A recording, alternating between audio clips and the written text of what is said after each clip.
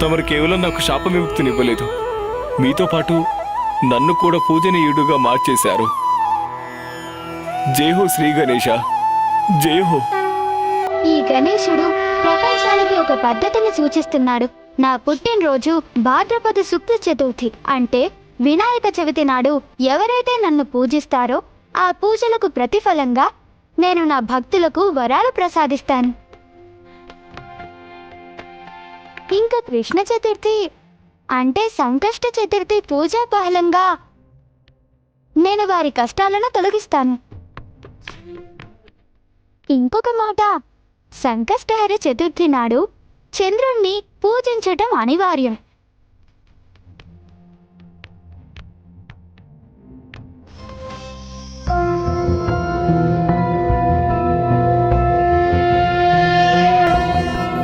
ఓం భూర్భువస్వః అమృతాంగాయ విద్మహే కళారూపాయ ధీమహి తన్నో సోమో ప్రచోదయాత్.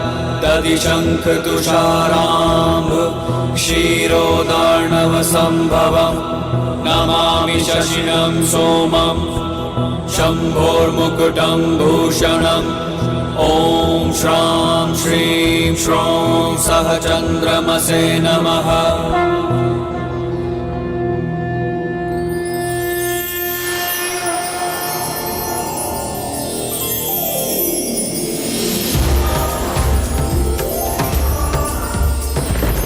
ఓం నమః శివాయ, ఓం నమః శివాయ, ఓం నమః శివాయ.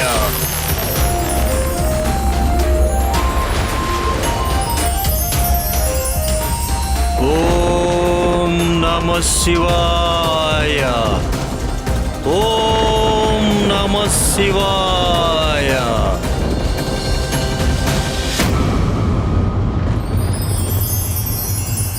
నా శరీరంపై ఈ చల్లని అనుభూతి ఎందుకు కలుగుతోంది?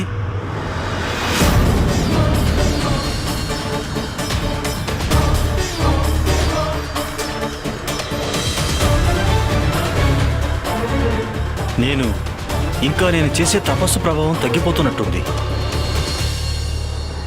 ఆ చంద్రుడు మళ్ళీ ఆకాశంలో ప్రకాశిస్తున్నాడు.